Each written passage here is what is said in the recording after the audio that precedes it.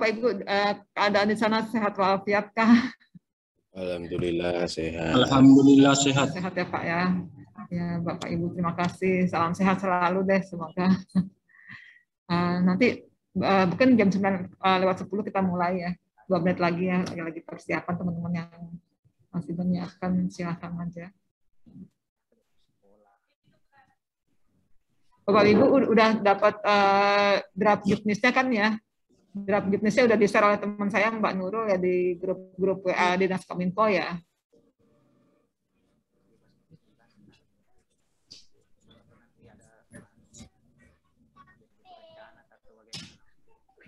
Sudah terimakah Bapak Ibu draft juknisnya yang akan kita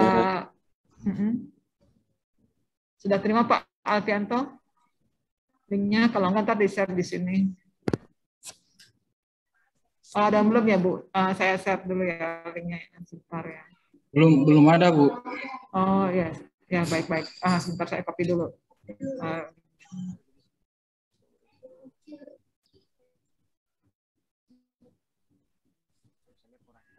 Ya udah.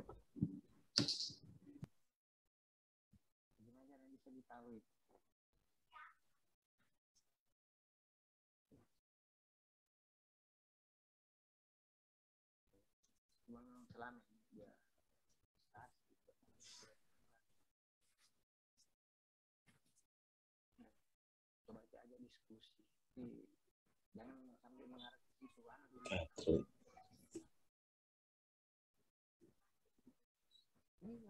Enggak, maksudnya kita, posisi kita dalam saya dianggap jadi bendahara, seperti apa, pokoknya bagaimana kita pancing gitu supaya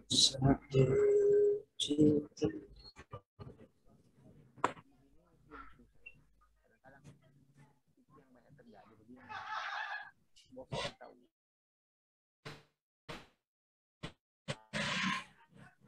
Bos itu 20, ambil 30, pinjam 30. 10, bukannya dipakai.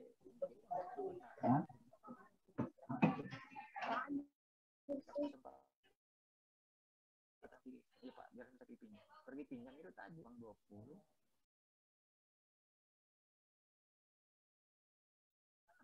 Bunga 20%. Tapi kita desain. Banyak memanfaatkan begitu, udah pinjam 20. Untuk kantor, untuk pribadinya 10, nanti pas bayar gitu. Baik, terima kasih Bapak Ibu. Teman saya udah nge-share ya link untuk nge-download draftnya. Silakan bisa di-download di chat. Bu Amil udah siap? Kita mulai aja ya. Baik, Assalamualaikum warahmatullahi wabarakatuh. Selamat pagi, salam sejahtera bagi kita semua. Salam sehat selalu Bapak Ibu. Terima kasih sudah bergabung. Hari ini kita akan semacam diskusi lah, sharing ya terkait dengan draft juknis klarifikasi berita hoax, informasi misleading dan kontra narasi negatif.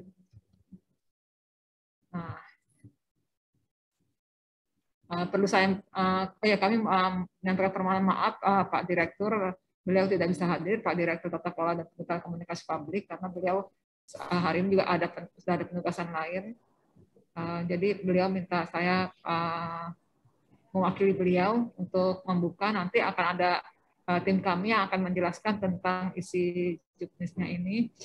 Baik, saya hanya memberikan pengantar sedikit saja bahwa penyusunan juknis ini merupakan salah satu tugas direktorat kami sesuai dengan Rensra Kementerian Kominfo. Kenapa juknis ini perlu disusun? Karena berdasarkan hasil survei Litbang SDM Kominfo tahun 2018 menunjukkan bahwa tingkat kepuasan masyarakat terhadap akses dan kualitas konten informasi itu sebesar 69,43%, menurun dibanding tahun sebelumnya yang mencapai 71%. Nah, ini penurunan indeks ini bisa jadi karena banyaknya informasi hoax yang tidak dikonter secara tepat. Itu maka di dalam Permen Kominfo nomor 2 tahun 2021 itu tentang rencana strategis Kementerian Kominfo 2020-2024, salah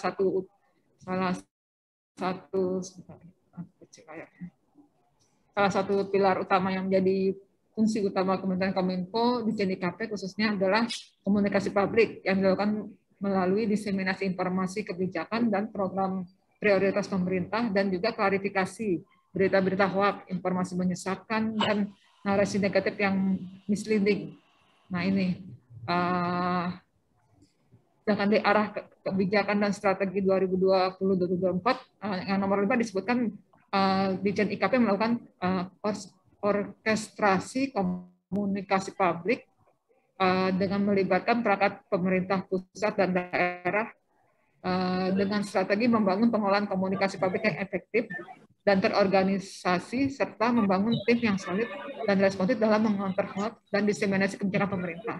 Nah ini seperti tadi yang disebutkan bahwa Direktorat Tata Kelola dan Kemitraan Komunikasi Publik sesuai dengan tugas dan fungsinya telah menyusun norma, standar, prosedur, kriteria untuk counter narasi negatif, hoax, dan informasi misleading.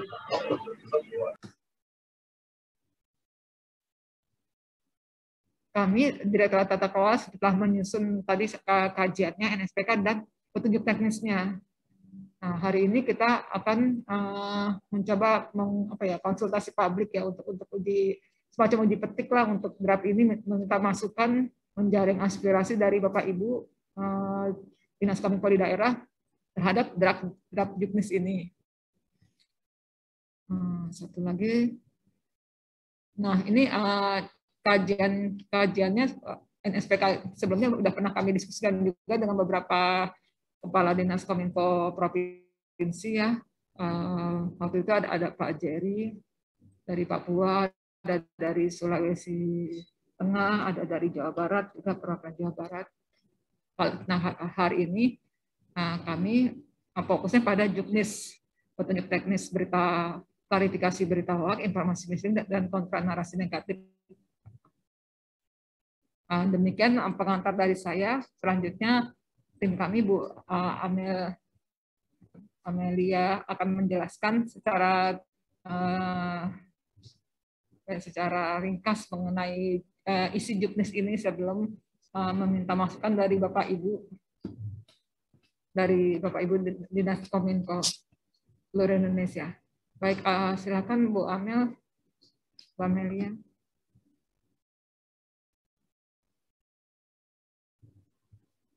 Ya, baik, terima kasih Bu. Selamat pagi buat semua. Pagi, Bu. Tempo hari kita sudah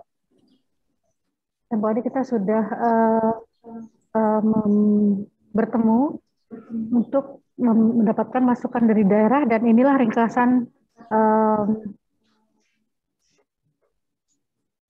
ringkasan dari hasil masukan dari daerah berupa kajian.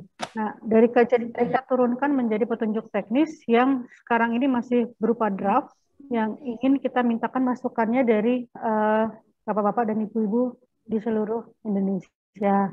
Itu kira-kira. Karena ini sebenarnya intinya adalah untuk klarifikasi berita hoax, informasi misleading, dan kontra narasi negatif ini, nomenklatur ini sudah ada di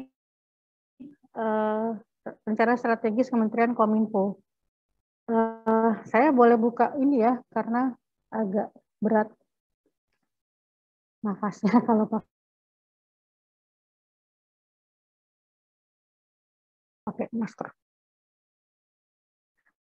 Baik, kita lakukan dalam beberapa bulan terakhir menganalisis kondisi dalam skala global, nasional, lokal, di pemberitaan yang ada, termasuk pengaduan publik. Nah, terkait penyebaran informasi dan penanganan komunikasi pemerintahan. Ini informasi penyebaran satu arah dan penanganan komunikasinya, bagaimana penyelenggaraan komunikasi untuk counter hoax ini. Untuk itu kita telah juga menelaah peraturan perundang-undangan, utamanya adalah Renstra, SOTK, dan beberapa peraturan terkait termasuk peta proses bisnis dan juga peraturan Kominfo tentang penyelenggaraan urusan pemerintah konkuren bidang Kominfo dan lain-lain. Jadi banyak sekali beberapa peraturan yang terkait yang kita kaji. Nah, di sini kemudian kita mulai melihat menganalisis kondisi lapangan. Kenapa semua SOP itu berdiri sendiri? Jadi ini disturbing message-nya. Ini satu kata, bukan messages. Jadi bukan hoax-nya, tapi penanganannya. Sangat mengganggu mengapa semua masing-masing SOP yang ada di daerah, yang ada di pusat, di antar KL, itu berdiri sendiri. Untuk itu kan perlu siklus untuk evaluasi dan perbaikan. Nah, inilah kita yang kita sedang membuat, apalagi sekarang sedang ada di hampir semua KL sedang mengubah peta proses bisnisnya. Jadi semua SOP sedang dikumpulkan, kemudian dijadikan bottom up, dijadikan peta proses bisnis yang komprehensif. Nah, dari pertanyaan yang menggelitik ini, kenapa sih SOP itu berdiri sendiri-sendiri? Untuk tahapan sebenarnya ini umum untuk semua peta proses bisnis, untuk SOP-SOP yang sudah ada, yaitu adalah menelaah strategi kebijakan yang terkait dan SOP yang sudah ada. Ini tahapannya kemudian khusus untuk hoax adalah kita mencoba untuk penetapan kelompok prosesnya. Sampai yang biru ini kita kemarin sudah sempat kita sampaikan ke Bapak-bapak dan Ibu-ibu sekalian. Nah, yang belum adalah hijau, karena kita belum mendalami tentang kedalaman level ini. Nah, ini sebenarnya untuk internal Kementerian Kominfo sudah dapat, hanya sekarang tergantung dari diseminasi di daerah untuk apakah ingin template-nya akan disamakan dengan Kementerian Kominfo. Dan selanjutnya hingga akan membuatkan cross-functional map atau peta lintas fungsi. Ini dari Permenpan 19/2018. Lanjut. Nah, ini yang akhirnya konklusi kemarin sampai di tahap terakhir itu kita membuatkan 3 klaster untuk penanganan hoax, yaitu koordinasi dengan daerah, penanganan hoax nasional, dan yang sudah existing sekarang adalah penelusuran dengan mesin AIS. Nah, hari ini memang masih dalam kaitannya kajian koordinasi daerah, apakah kemudian akan di daerah akan lebih menerapkan template yang sama. Dan ini untuk penelusuran AIS itu sebenarnya sudah jalan, hanya sekarang kita mengaitkan dengan klaster yang lain. Jadi klaster penanganan hoax nasional, apakah itu penanganan bencana, ataukah ada rusuh, ada bom misalnya, itu sudah skala nasional. Nah, untuk yang skala daerah itu ada proses. Nah, proses mulai dari laporan ke Ditjen IKP, kemudian hingga keluar lagi ke Ditjen IKP untuk sektoral. Jadi kalau kasusnya itu sektoral terkait dengan kesehatan atau terkait dengan penanganan anak, ibu dan anak, itu masing-masing sudah ada klasternya, sudah ada direktorat yang menangani untuk klarifikasinya. Nah, ini yang menjadi satu peta umum yang nanti kita akan lihat bagaimana ini diturunkan menjadi peta proses bisnis yang lebih terstruktur. Nah, kerangka logisnya adalah menurunkan seperti ini. Ini kajian kita. Jadi dari sini nanti akan terlihat juknisnya seperti apa. Dari kerangka logis seperti ini kita turunkan lagi ke sekian banyak tipe peta proses bisnis sesuai dengan Permenpan. Seperti ini contohnya. Jadi kalau misalnya ada proses masuk, itu kemudian ada di fungsi 1, di fungsi yang ada di Ditjen IKP, kemudian lintas ke fungsi 2 yang ada di Ditjen Aptika, kemudian yang ketiga ada dengan Biro Humas dan seterusnya, itu akan ada peta lintas fungsinya. Nah, ini yang menjadi pendekatan substansi. Tadi pendekatan struktur, sekarang pendekatan fungsi, substansi. Jadi substansinya, jadi ada wadah, ada konten. Nah, ini kontennya. Apa yang ditangani adalah hoax. Yang ditangani adalah hoax. Jadi di sini kita melihat tahapan-tahapan, ini kajian kita juga. Jadi ini ada aplikasi pesan, ada media konvensional, media sosial, dan pengaduan publik. Semua ini diracik, diterima dalam satu waktu, setiap pagi misalnya, kemudian ini meniru dari daerah sebenarnya. Apa yang dilakukan di Jawa Barat, dilakukan di DKI, di Jawa Tengah, dan seterusnya yang tempo hari kita bertemu, itu kita rumuskan di sini. Jadi pendekatan substansi ini adalah bagaimana materi-materi yang masuk bahkan dari pengaduan publik itu kemudian diperiksa, ini yang masuk ke dalam sistem AIS. Jadi pemeriksaan klaim ini sudah jalan di Direktorat Dirjen Aptika. Nah, ini kemudian dikategorisasikan berdasarkan klaim, diverifikasi dan diberi label. Nah, nomor 4 ini yang perlu kita koordinasikan dengan daerah. Perlu kita koordinasikan untuk produksinya. Jadi bagaimana membuat counter narasinya bareng. Jadi nanti ada hal yang sangat khas di daerah, ada yang memang dalam konteks nasional. Nah, ini yang kemudian koordinasi dengan direktorat yang ada di Ditjen IKP. Kemudian diseminasi di kanal-kanal masing-masing. Jadi kanal resmi di daerah maupun di KL. Ini untuk menetapkan seberapa gentingkah isu itu, informasi itu dimisleadingkan atau dijadikan narasi negatif oleh orang-orang. Kita meniru apa yang sudah ini kira-kira yang dilakukan oleh BNPB, bagaimana penanganan bencana. Ada standar normal, waspada, siaga, awas. Nah, awas ini adalah potensi rusuh offline, tidak cuma online. Jadi ini yang harus dijadikan patokan. Kenapa dia awas? Itu ada hitungan hari, ada ruang dan waktu. Jadi kalau satu hari itu mungkin masih normal ke waspada dan siaga di hari ketiga. Ya, itu kalau kriteria di dalam Permenkominfo itu ada isu publik, isu prioritas, isu terindikasi krisis. Jadi tidak hanya isu yang informasi publik yang satu arah, tapi sudah mulai ada tanggapan dari publik sehingga menjadi isu publik. Pada saat itu kemudian bergerak cepat dalam satu hari ke hari ketiga itu menjadi isu prioritas. Nah, ini kemudian ada di hari kelima, kalau masih tetap digoreng, tanda kutip digoreng oleh beberapa pihak, itu artinya ada potensi untuk social unrest atau kerusuhan sosial offline, tidak cuma online. Nah, disinilah kemudian kalau memang ada pihak-pihak tertentu, baru masuk ke SKB, Kominfo, Kejaksaan, dan Kepolisian, SKB 3KL. Nah, ini yang kemudian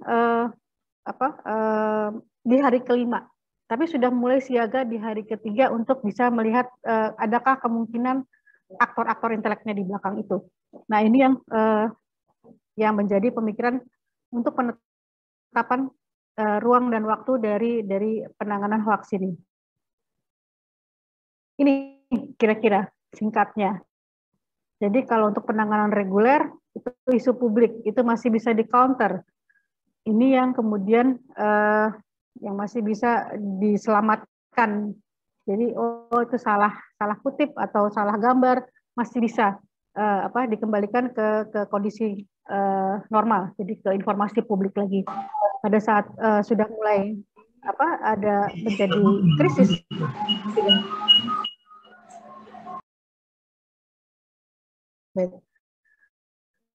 Pada saat sudah menjadi krisis itu kemudian sudah mulai penanganan mitigasi. Istilahnya mungkin tidak mitigasi, tapi untuk penanganan, untuk klarifikasi yang lebih intensif.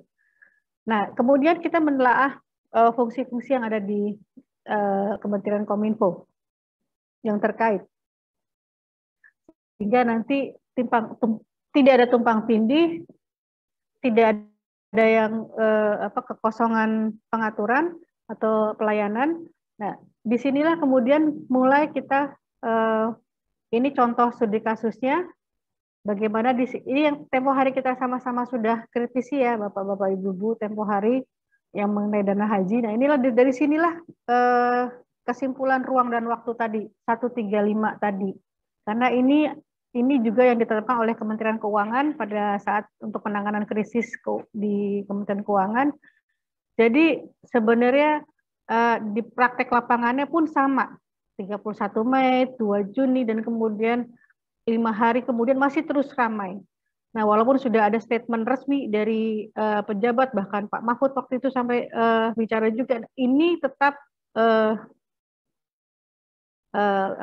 kasus ini tetap menjadi satu sampel yang paling enak. Contoh yang paling enak bagaimana 135 tadi adalah penanganan yang perlu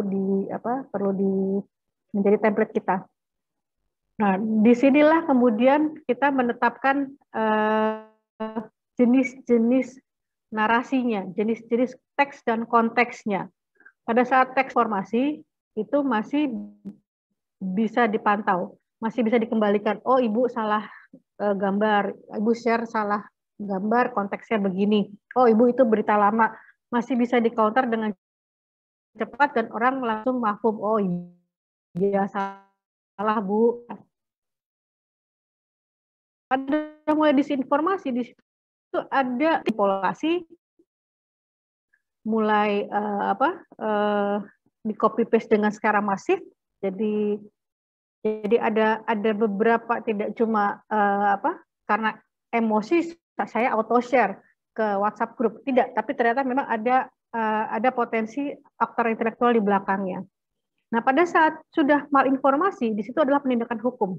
Jadi di situ ada dia akan membocorkan rahasia orang, jadi mungkin rekening, mungkin data pribadi, mungkin juga ada mengancam keselamatan jiwa. Nah, ini yang kemudian delik hukum bisa berlaku di sini. Itu kira-kira runutnya.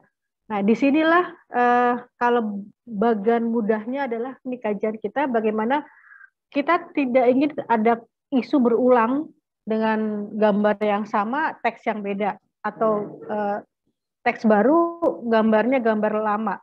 Dan ini yang kemudian terjadi terus melelahkan. Sehingga kita harus punya satu sistematika untuk database atau hashtagging untuk setiap isu yang ada. Sehingga pada saat isu itu naik, kita sudah tahu ada hashtagnya. Jadi keluar bahwa isu ini isu lama dengan gambar yang baru atau sebaliknya. Nah, ini untuk bisa melihat bagaimana di lapangan. Nah, ini adalah langkah-langkahnya. Kalau sifat penanganan adalah preventif, itu adalah pencegahan. Jadi sebelum ada potensi untuk hoax, sebuah informasi itu dipelintir. Nah, ini perlu ada ada yang sebelumnya.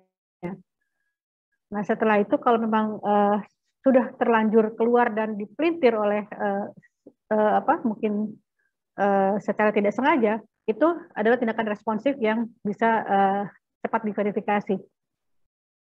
Nah, kemudian ada tindakan yang proaktif, karena di sini sudah mulai ada gerakan masif, gerakan propaganda untuk menjatuhkan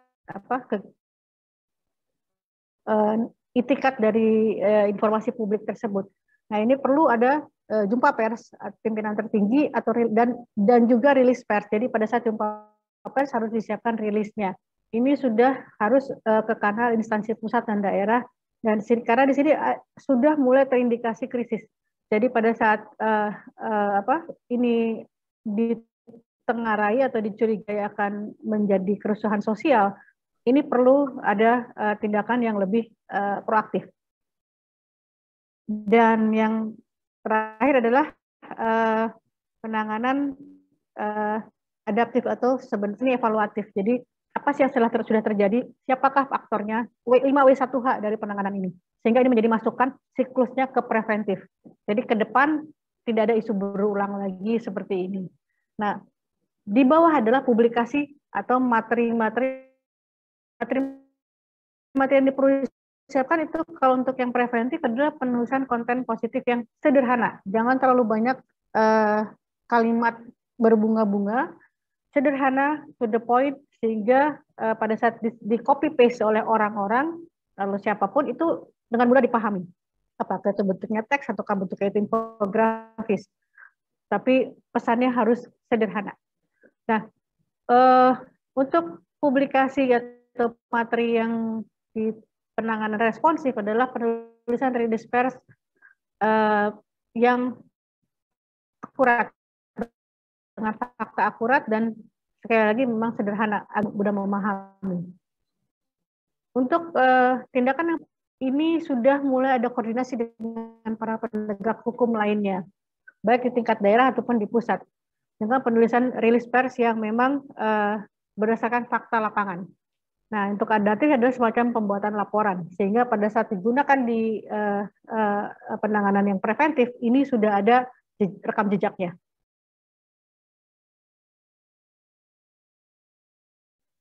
Tahapan-tahapan mulai dari monitoring, verifikasi, pada saat kita mengkontra atau mengcounter, kita menggunakan kata kontra, karena counter itu belum ada dalam KBBI, jadi kita gunakan kontra narasi hoax, jadi atau melawan narasi hoax itu, dan penindakan hukum. Pada saat sudah ada isu terindikasi krisis, yaitu potensi krisis daring dan luring,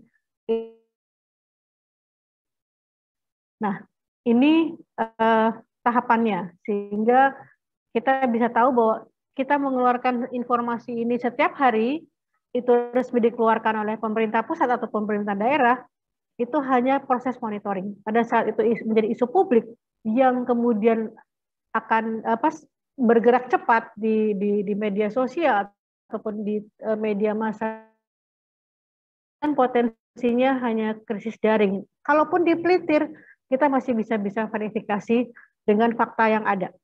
Pada saat isu itu menjadi isu prioritas terkait program pemerintah khususnya, potensi ini masih dalam tahapan di krisis daring.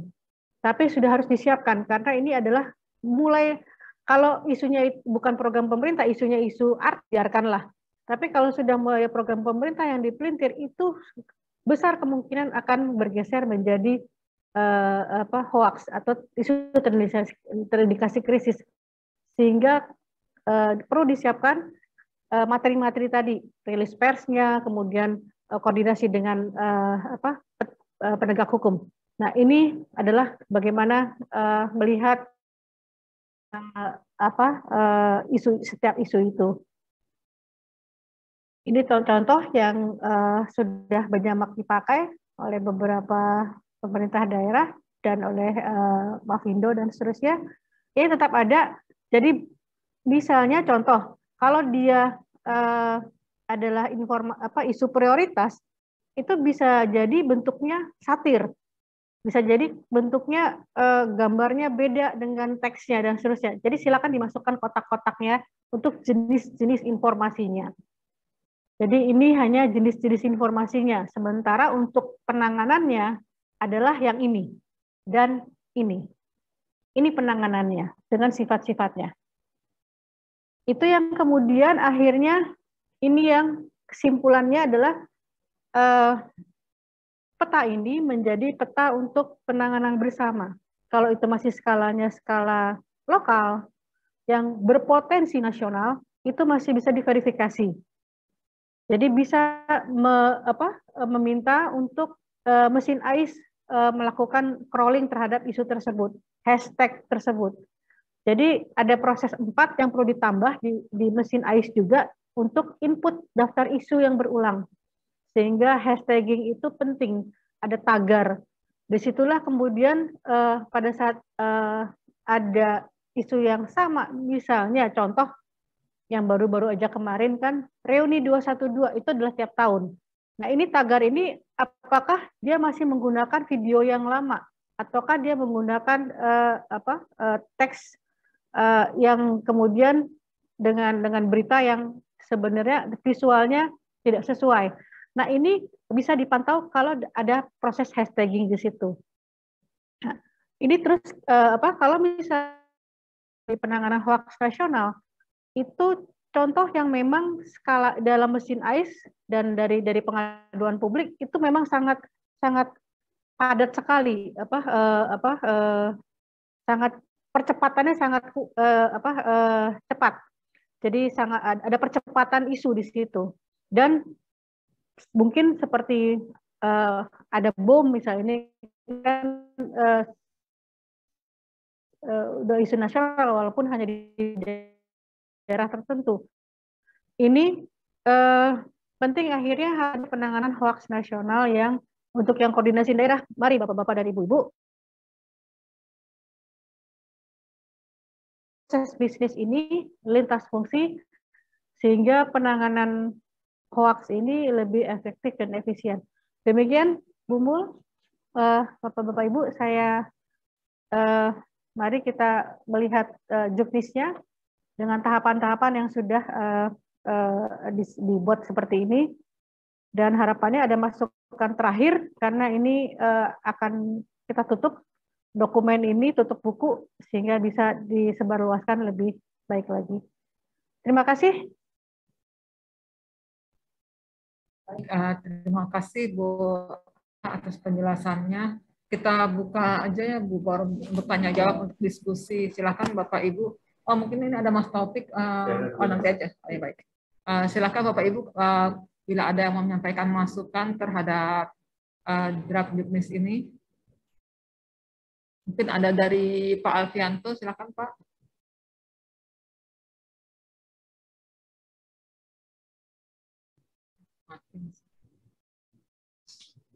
Atau dari Jayapura, ini udah ada di Kabupaten Jayapura.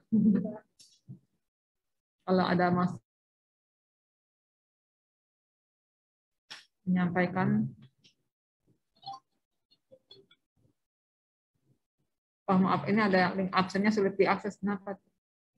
Udah, tolong dilihat deh, teman-teman. Surul. Link absennya ada yang bilang susah diakses itu. Oh, ya, bikin absennya. Oh. Maaf, lagi diedit Bapak Ibu absensinya. Baik, belum ada yang memberikan masukan.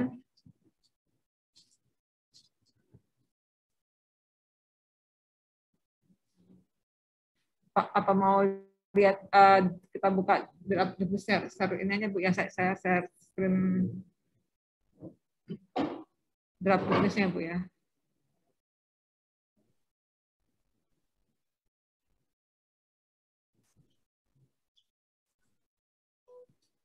Nah, ini.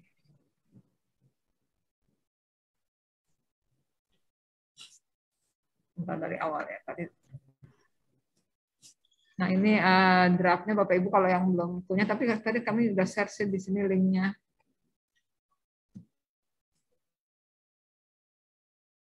Ini terdiri dari latar belakang, dasar hukum, definisi, prinsip tujuan, tahapan klarifikasinya, informasi. Oh, ini huruf E-nya berantakan, belum dirapin. Maksudnya ini ya, ya Bapak. Dari Kominfo Provinsi Jawa Tengah. Oh, ya, silakan Pak. Iya. Pak, ada yang mau dikomentarin? Terima kasih Bu. Semalam saya sudah baca terkait draftnya. Ya. Yang pertama tentang juknis, si definisi misleadingnya kok belum terlihat ya. Definisi misleading, kita lihat dulu ya Pak, tulisan di sini apa ya.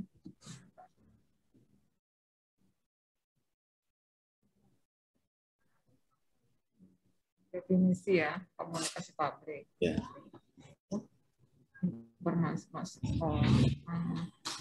Misleading ya Pak ya. Ya. Yang pertama itu. Selanjutnya Pak. Kemudian Iya, Bu. Ya, lanjut Pak. Ya, kemudian terkait karena ini membahas NSPK prosedur juga, yang di daerah ini kan selain melaksanakan tadi dari klarifikasi labeling hingga narasi kontrak, untuk misalkan ini kejadiannya di medsos ini, untuk men-take down itu kan yang bisa men-take down itu kan dari kementerian ya. Dan dari daerah ini langkahnya gimana, tahapannya gimana supaya bisa menyampaikannya ke pusat, ke kementerian. Itu belum terlihat, mungkin saya terlewat atau memang belum ada. Setidaknya ada tahapan yang menginformasikan untuk daerah bahwa untuk ditindaklanjuti. Kemudian yang terkait penegakan hukum, di sini saya juga baca ini mungkin narasumber-narasumber yang dihadirkan belum ada yang dari aparat penegak hukum. Kita harapkan ada masukan nanti ini jika berkembang ke arah ranah hukum yang perlu disiapkan tahapannya seperti apa untuk Pemda ini bagaimana. Karena ini kaitannya dengan prosedur, jadi prosedurnya juga harus dijelaskan supaya kita ini kebetulan di Prof Jateng ini juga lagi membahas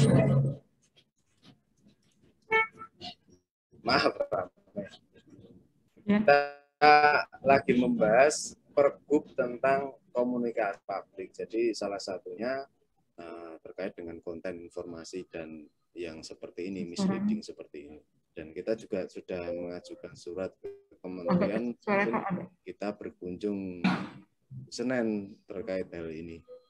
Begitu Bu, sementara itu dulu. Terima kasih. Baik, terima kasih. Bu, bagaimana ini terkait definisi misleading di sini dimasuki kategori ke apa ya, misinformasi, disinformasi, informasi itu yang satu. Terus yang kedua yang take down itu ya Pak ya, langkahnya, tahapannya, mungkin Mas Topik lebih mengerti kali ya. Iya Bu.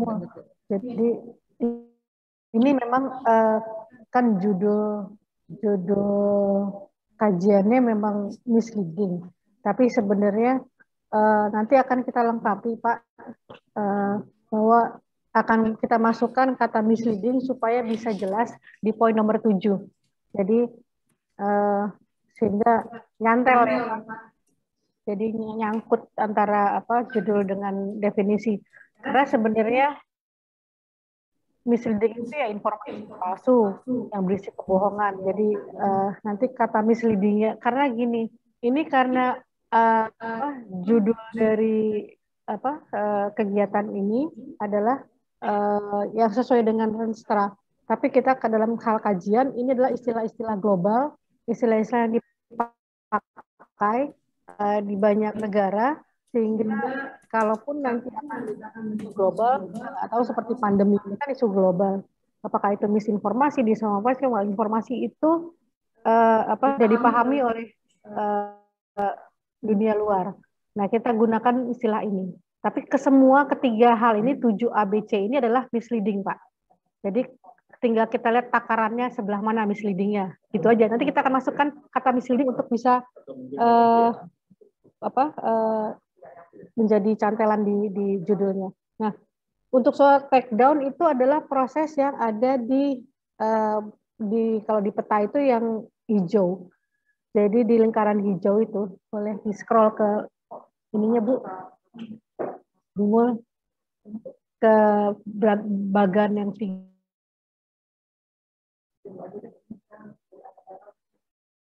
ya. Jadi ini yang di bagian ini. Jadi di bagian ini Pak. Jadi yang hijau ini yang koordinasi daerah itu termasuk tahapan untuk take down.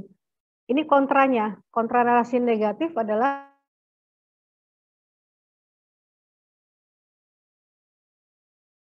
take down. Nanti ada pertimbangan yang sudah jalan sebenarnya dalam penelusuran mesin AIS bahwa ini perlu diturunkan karena mengganggu stabilitas nasional. Itu ada kriteria sendiri, Pak. Tapi kalau untuk kalau memang ada request dari daerah perlu di take down.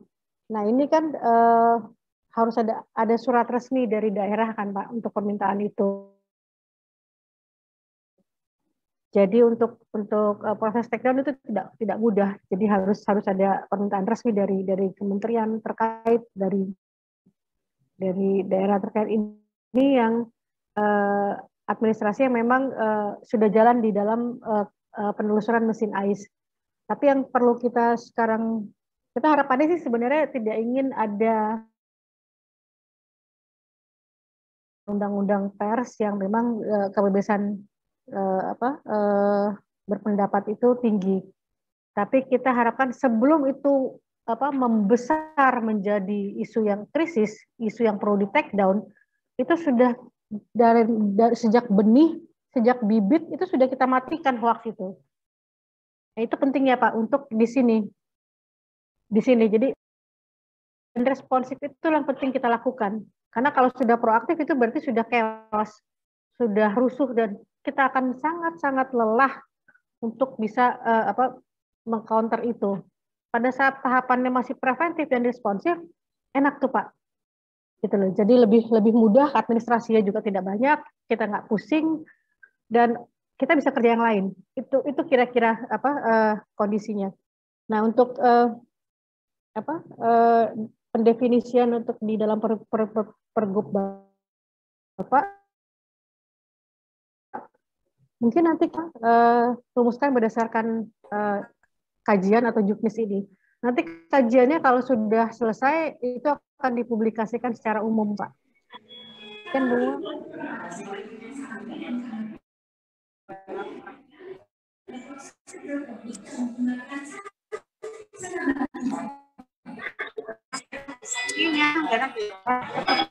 Baik, terima kasih. Terkait dengan penanganan secara hukum undang-undang ITE itu ya Pak ya.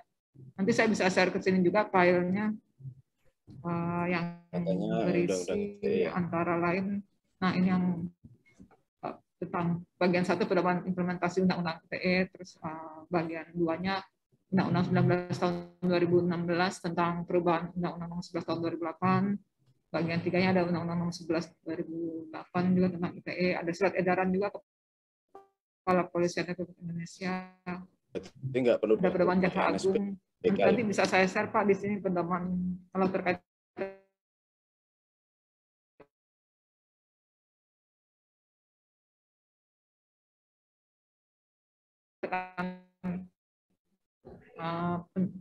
ya, Bu, ya. Penanganan hukumnya Pak ya. Kalau di kami kan baik. Silakan. Ini teman saya Mas Taufik Hidayat, beliau dari Biro Humas Kementerian Kominfo yang juga ikut membantu menyebarkan juga ya setiap hari informasi terkait penanganan hoaxnya. Silakan Mas Taufik. Oke, terima kasih Bu Mulyani dan juga Bapak Ibu sekalian. Yang pertama mungkin yang tadi saya nanggepin yang dari Jawa Tengah ya, dari yang jadi prinsip pertama ketika ada surat resmi dari teman-teman daerah untuk masuk ke tim AIS itu bukan sekedar administratif. Suaranya bisa diperkeras Pak. Untuk dijadikan. Maaf, suaranya bisa diperkeras Pak.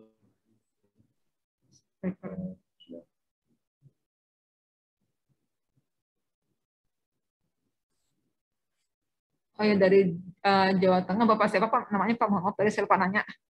Galih Bu. Pak Galih ya Pak. Baik, terima kasih Pak. Oke, Pak Galih udah terdengar ya? Dengar ya. Jadi yang sepanjang saya tahu, prinsip utama ketika ada naskah surat kepada Kominfo atau yang tim AIS untuk penanganan hoax itu bukan sekedar untuk administratif sesungguhnya, tapi dia adalah dasar. Jadi dasar bagi para penyidik yang ada di Kominfo untuk menindaklanjuti.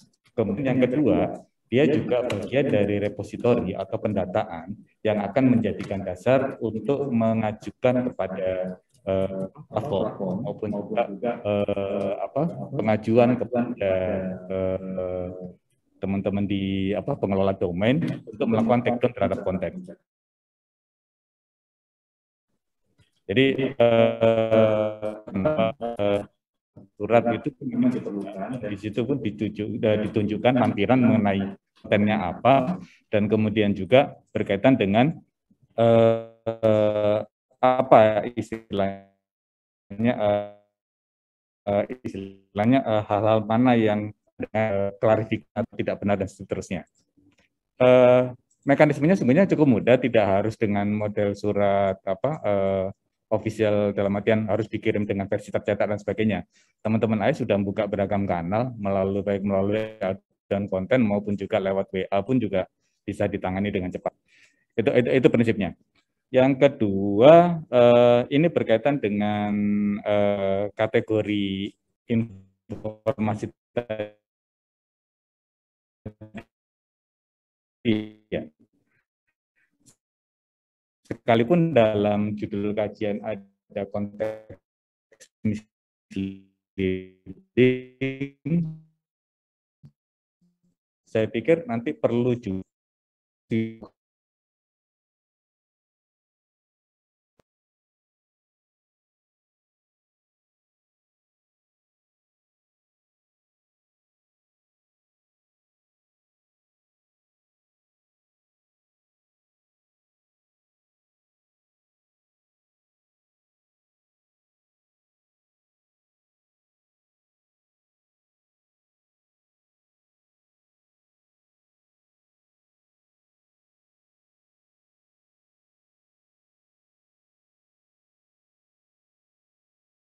Recording in progress. Juga masih palsu dengan isu atau isu pemerintah, saya pikir akan mudah bukan ya di dalam kategori informasi disinformasi.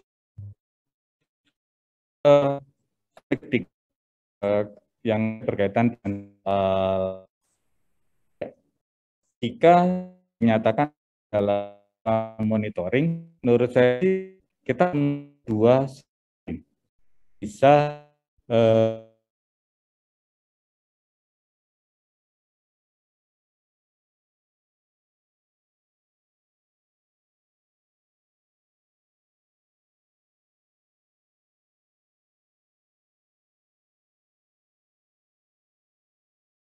ya selain komite. Jadi kita juga perlu membuka peluang tidak hanya sekedar ring untuk mengidentifikasi, untuk mengetahui adalah aktif dari komunitas, dari daerah. Yang kedua juga memungkinkan untuk adanya dari mungkin dari ya atau yang lain.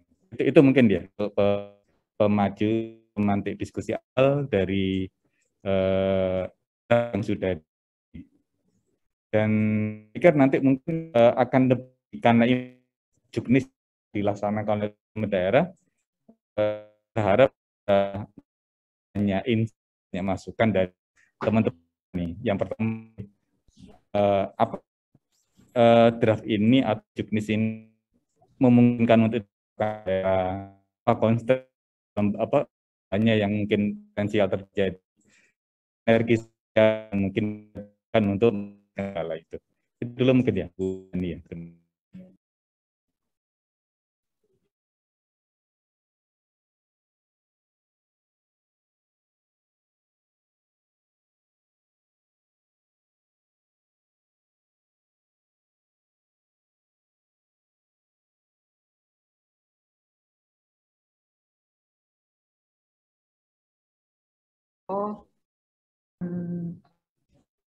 Mana ini dari 3.000 dari jam silakan lagi Gali ya. Saya bahas apa jadi masalah yang kami sebenarnya minta kegiatan nasional pagi, cuma mungkin siang atau sore mungkin bisa mau ada jam siang gitu. Datang bisa nambahin masih ada memberikan komentar atau kita mau lihat lagi listnya lagi? Ya Bu, yang Pak Gali. udah PE dan Tanya sebagainya. kecil sekali ya, Pak Gali. Terkait tadi yang sampaikan bahwa untuk itu sudah pengaduan laporan kementerian dan lain sebagainya, itu apakah enggak sebaiknya juga di SPK gitu loh. Plek itu yang pertama. Terus yang kedua dari Pak Taufik tadi saya setuju. Memang konsep yang ada di NSPK yang hari ini di breakdown menjadi indikator yang sangat banyak. Jadi mungkin agak kesulitan untuk dan memilih. Tapi agak ada perbedaan nih yang disampaikan. Kalau Pak Taufik hoax, disinformasi dan misinformasi, tapi kalau dia dibagi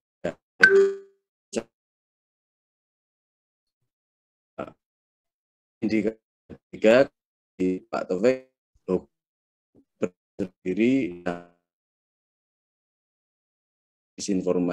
misinformasi lain yang nanti apakah ada nanti setelah terkait dengan Rafael-nya. Terima kasih Bu. Ya, nanti kami akan mendiskusikan lagi. Nah, ini sebenarnya awalnya saya hanya Pak, jadi semuanya itu dia disebut di hoax. Silakan Pak Budi ya, Pak Budi Mustafa. Iya, ya, baik. Maaf. Kota Tidur Maluku Utara. Ini kalau menyangkut tema ini untuk hoax ini,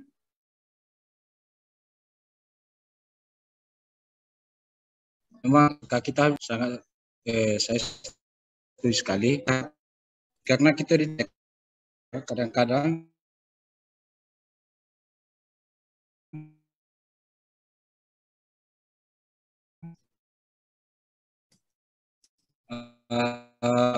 ya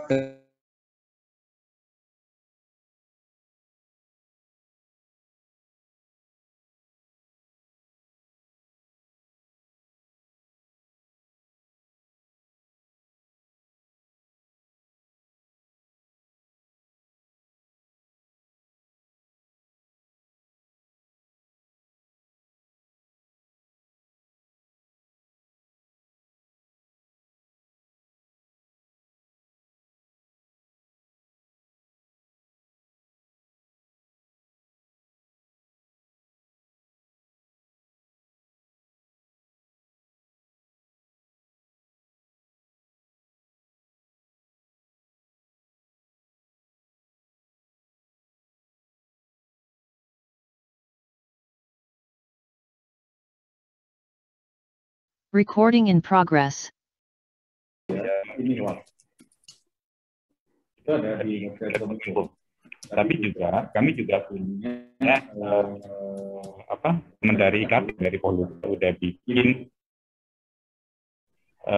lewat Telegram.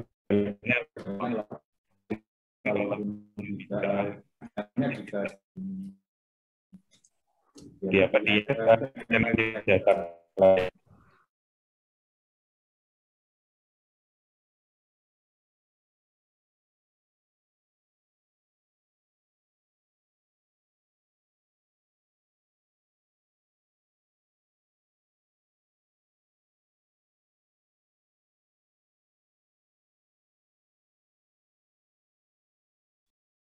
ya. Jadi kita mungkin kalau kita berita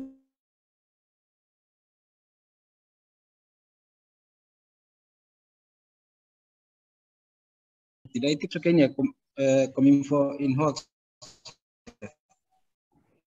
Ya. Apa ini hoax?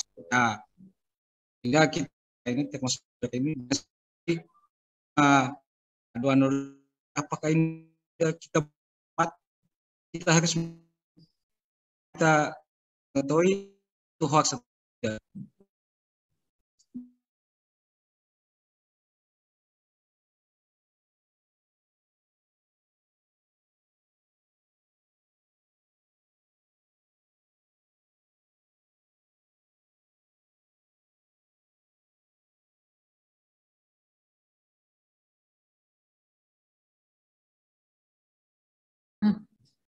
di Papua. Sehat ya Pak? Iya, aduh saya belum sempat baca karena kita terima informasinya nih. Bukan ini, jadi kita saja.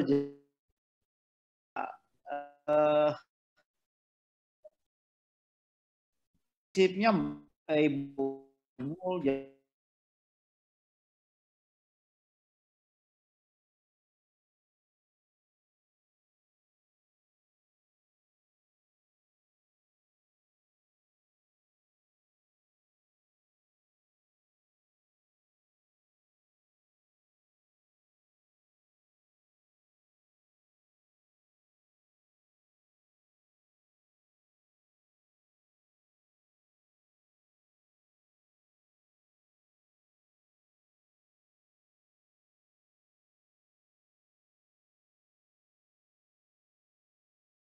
atau 5 yang keluar di setiap yang kita sekarang di beberapa yang arti itu ataupun dari pihak Polda sebenarnya sangat banyak sekali bisa ya misalkan nggak perlu kita lanjutkan, maksudnya kalau bisa berpartisipasi untuk monitor itu yang kita harapkan di daerah. Nah, kalau lewat di grup WA yang underground itu banyak sekali. Apakah tidak itu kan di internal kami saja dan khususnya di Papua itu. Nah, kita harapkan kalau bisa kita juga bisa berpartisipasi dan kalau ada diatur. Saya belum juknisnya nih, Mulyani. Kemudian yang dari teman dari Maluku tadi ya mungkin itu supaya oh ini hoax itu di sini juga diatur, kemudian atas kewenangan kami di daerah, kalau itu scopingnya di provinsi, justify dengan cepat itu tidak seperti kalau itu yang masih apa yang awal itu preventif segera kita kan kemudian yang tadi sampai ada yang berpotensi kerusuhan dan sebagainya. Itu pada prinsipnya kalau ini bisa berkolaborasi dilakukan daerah dengan swasta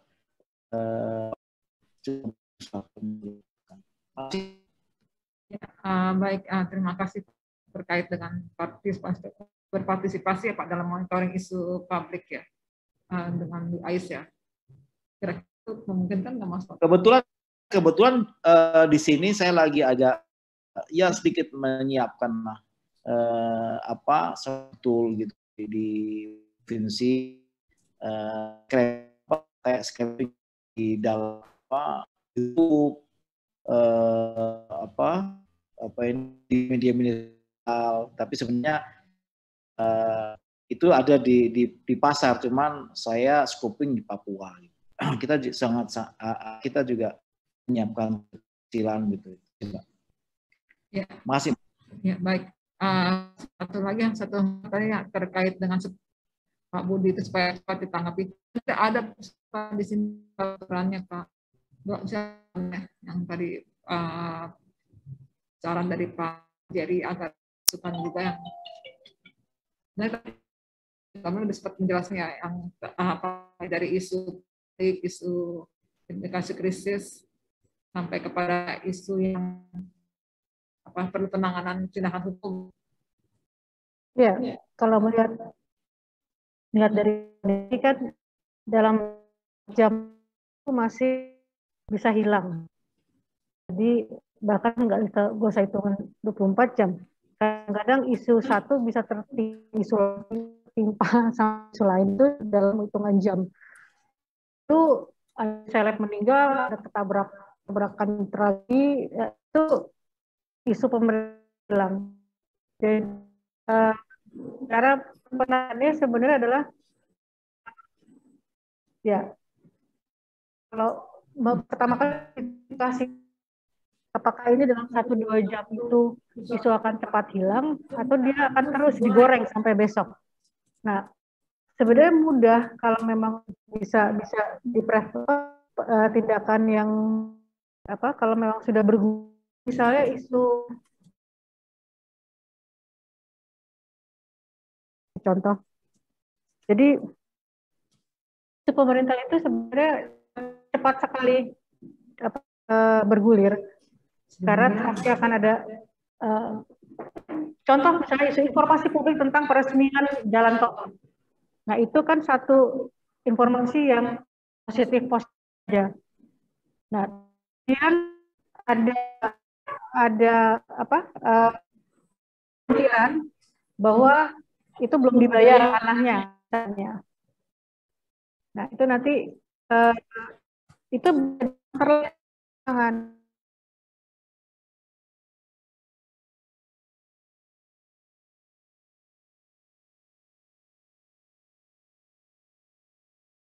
langsung. Ini bergaung ya. Saya kecil. Ya.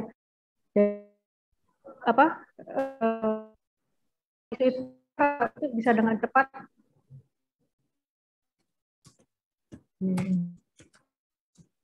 Ya, Bu, di salah satu. Ya, jadi kalau untuk isu sektor itu bisa lebih dicek ke dinas terkait, baru dibawa ke nasional. Nah ini itulah artinya koordinasi di daerah juga, karena itulah dari bagian ini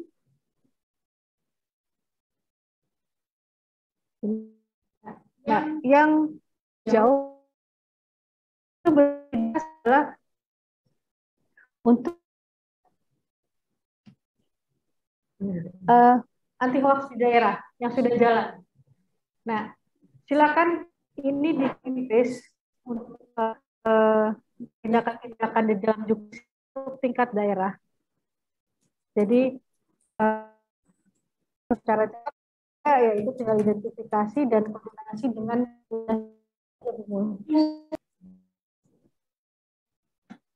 baik, ini dari Diskominfo Bali sudah raise hand, silahkan pos Bali Ibu. Suara saya. Iya Bu, bisa Kan pagi. Mohon izin saya ikut. Bapak siapa Pak? Setelah saya mengikuti, mohon maaf saya buka masker karena memang saya kondisi di ruangan sendiri, jadinya bisa saya buka masker. Untuk Bapak siapa Pak? Mohon maaf. Ya bisa dengar Bu? Yang Bapak siapa? Ya Mbak Desi Deta Bu. Kominfo. Oh baik.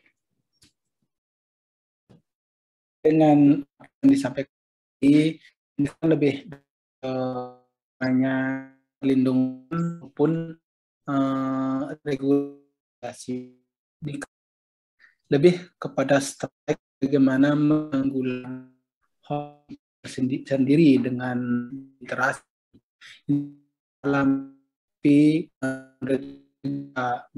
ini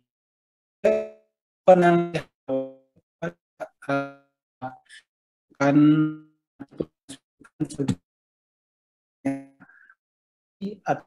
intelijen sehingga bisa sebelum hoax itu keluar, SOP-nya juga bisa masuk diinginkan. Jadinya lebih dalam SOP penanganan hoax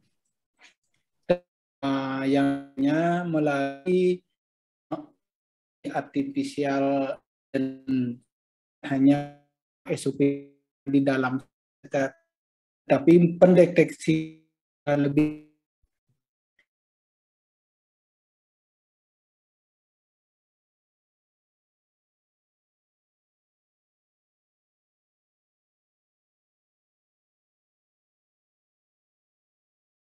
berurusan dengan jika memungkinkan seperti itu Bu.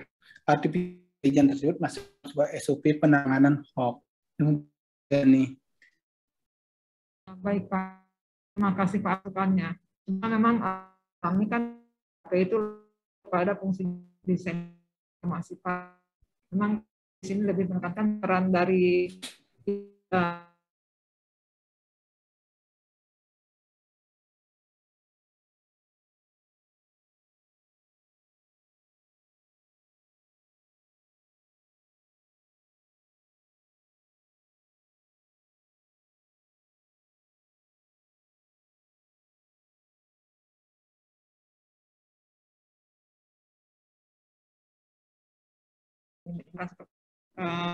dengan institusi mungkin masalahnya kalau ini agak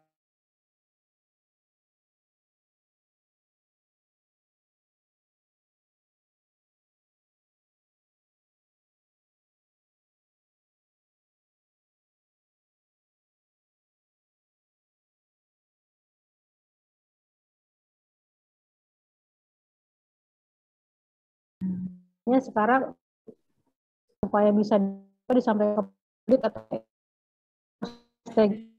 membantu tidak ada pengulangan. Nah, perlu di proses ini. Kita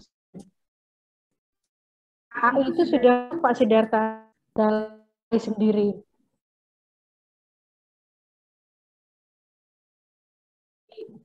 Output mesin AIS itu perlu ada hashtag sehingga daerah pun punya standar tagar. Ini sudah keluar tanggal sekian, detik sekian. Kelihatan kalau punya data di daerah yang sama. Baik, terima kasih. Selanjutnya, silahkan mungkin menambahkan dari Direktorat Aplikasi Informatika ini ada Mas Aditya Rayatmika. Silakan kalau mau menjelaskan. Cukup. Baik. Mas, apa kita masih buka lagi tadi ya? Bisnisnya lagi ya, kita lihat lagi ya. Sebentar soalnya tadi saya filenya karena error. Ibu sudah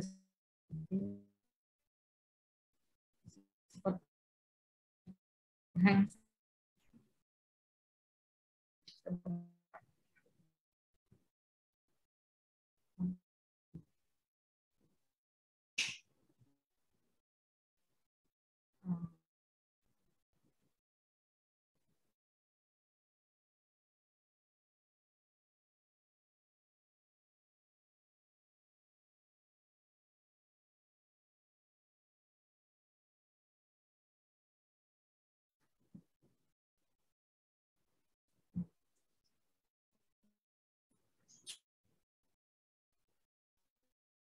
Nah.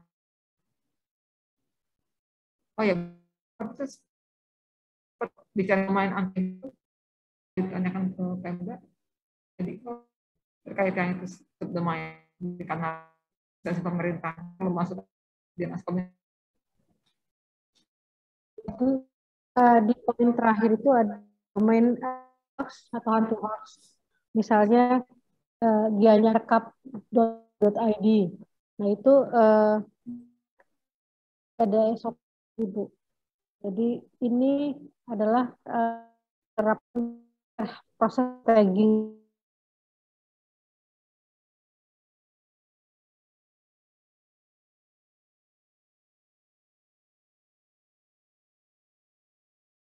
semua seperti halnya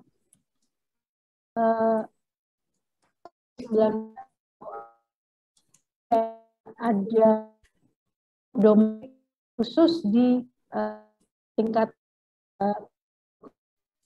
provinsi. Memang ini agak saja karena pasti punya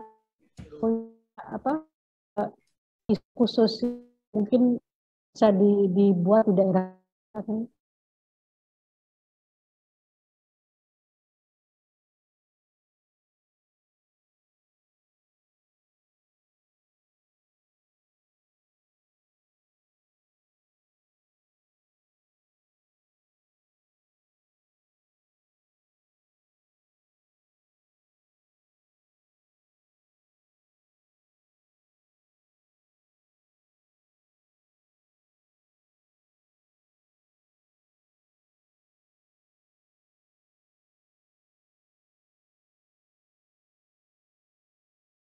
Recording in progress. Sifat penanganan preventif, responsif, proaktif, adaptif.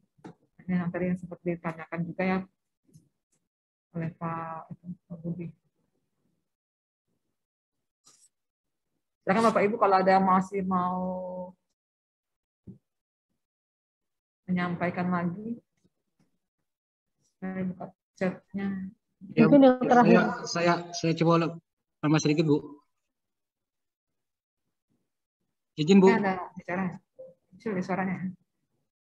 Izin, Bu. Kalau kita melihat NSPK ini dengan SOP yang ada, itu kalau kita mengikuti, kita agak lambat ya dalam merespon keresahan masyarakat kalau memang itu disampaikan ke kami. Nah, apakah bisa, izin saran aja Bu ya, apakah bisa di Kemenkominfo buat satu grup apa itu WhatsApp atau apa yang melibatkan semua lembaga kementerian, sehingga begitu kita dapat aduan dari masyarakat, kita masuk ke grup itu sehingga cepat respon. Kalau kita mengikuti SOP ini, kadang-kadang cepat ada feedback dari kita di daerah, Bu. Sehingga kalau dia begitu ada masukan atau ada pengaduan dari masyarakat, kita masukkan ke grup yang sudah disiapkan oleh kementerian, maka itu dengan cepat respon, maka kita juga respon balik ke pengadu itu dengan cepat. Apakah itu bisa? Kalau memang itu mungkin saya kira lebih cepat daripada kita harus menyiapkan SOP-nya, kita melatih SOP. Memang SOP ini kita butuhkan SOP-nya, tapi yang saya sampaikan tadi, masyarakat ini mau butuh cepat respon dari kita. Sementara gitu, Bu. Ya, baik, terima kasih Pak. Sarannya kami catat. Sebenarnya kalau grup WA itu kalau yang ada semua KR itu ada beberapa grup sih Pak. Kalau di pusat itu ada grup Bako Humas ya. Bako Humas itu kan rata-rata dalamnya perwakilan Biro Humas dari kementerian lembaga ya. Cuma memang kadang-kadang kan orang berganti ya Pak, maksudnya dia mungkin dipromosi atau di pindah tugas. Nah kadang-kadang walaupun itu ada dari hampir semua kementerian, tapi ini juga sih Pak, banyak kan nomornya nggak aktif juga, tapi masih ada dalam grup itu. Soalnya kan kami kejadian kan kemarin kami menyebarkan kuesioner indeks untuk pengelolaan informasi dan komunikasi publik ya Pak di grup itu. Kami berharap semua KL mengisi. Tapi ternyata dari 72 KL yang kami undang itu hanya 22 yang mengisi. Nah, kami pelajari ternyata memang banyak orang-orang yang udah pada pindah Pak, tidak aktif lagi gitu. Seperti itu sih Pak. Nah, tapi nggak apa masukan Bapak tetap kami catat. Selain grup Bako Humas juga ada grup ini FKPPID itu juga ada Pak. Seperti itu. Ya, silakan Pak Aryan Perina Muminan, Pak Kadis dari Pak Barat, Sumatera Utara. Ya, terima kasih Bu Mulini. Selamat pagi dari kami. Pagi Pak Kadis. Ini menindaklanjuti dari teman Budi Mustafa tadi. Memang tantangan kita di daerah ataupun di mana itu, saya juga sendiri mengakui bahwa kecepatan untuk mengecek itu berita benar dan berita bohong itu memang tantangan tersendiri ya. Saya sendiri sering melaporkan misalnya nomor rekening, cek rekening itu ini berita benar melalui aduan konten itu lama Bu. Saya sendiri mengalami ya, karena saya orang nanya ke Kominfo gitu ya.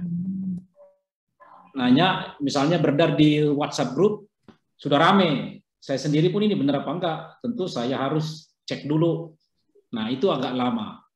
Nah, saya mengusulkan begini, mungkin ini kecepatan teman-teman di pusat juga, ya berdasarkan dengan sumber daya yang dimiliki. Ini pendekatannya ada aplikasi atau artificial intelligence di mana masyarakat bisa ngecek sendiri melalui suatu sistem. Contoh saja kayak Kemkominfo buat itu cara mengecek vaksin itu kan ada WA bot itu. Jadi nggak perlu lagi capek orang lain untuk mengetahui informasi, hanya sekedar mengecek gitu. Jadi misal bot atau apalah sistem pendekatan artificial intelligence, si masyarakat ngecek di situ, tentu ini disosialisasikan dulu ke publik sistem ini, sehingga masyarakat sendiri secara otomatis bisa ngecek gitu. Dan sistem mengatakan oh itu salah dan itu benar, atau disinformasi atau hoax gitu. Melalui WhatsApp mungkin atau Telegram. Nah, tentu teman-teman di pusat ya harus sudah lebih cepat dari masyarakatnya gitu untuk mendatabase informasi yang beredar tadi.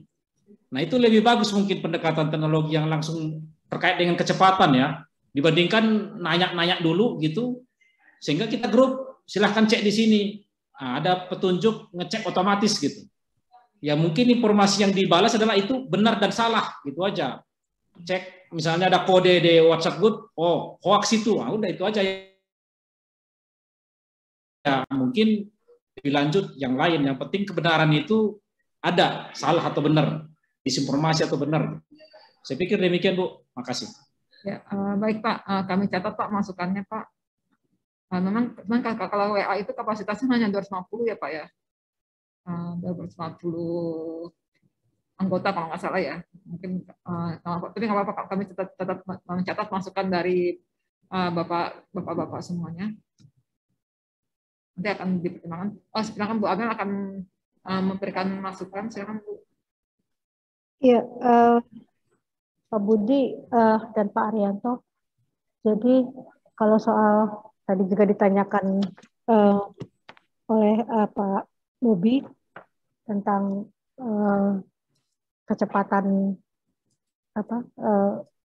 verifikasinya, sebenarnya selagi isu itu masih hari pertama, itu masih penanganan reguler, masih isu publik yang bergerak cepat.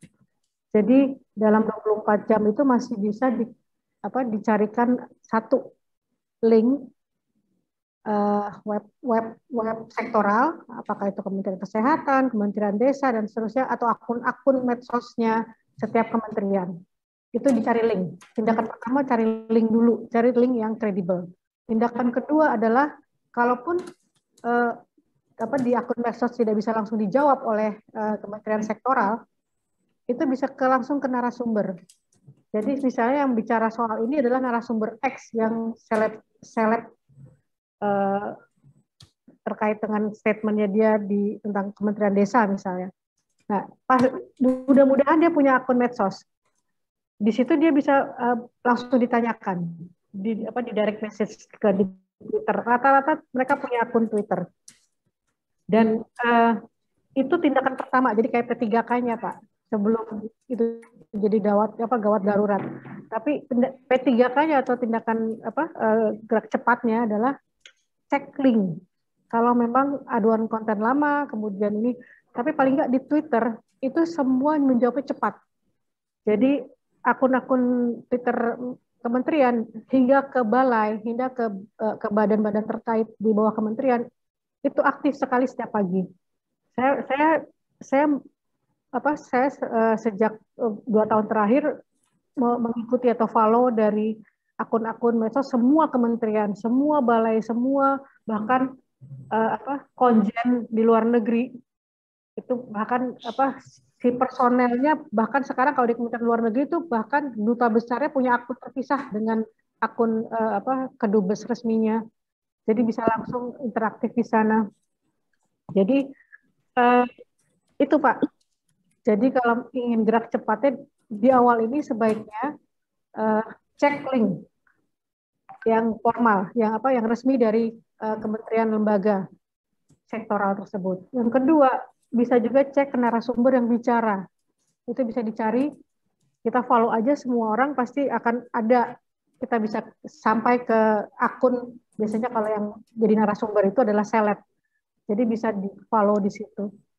Demikian Bu Mul. Ya, baik, terima kasih Ibu Amel. Silakan kalau masih ada lagi yang memberikan masukan.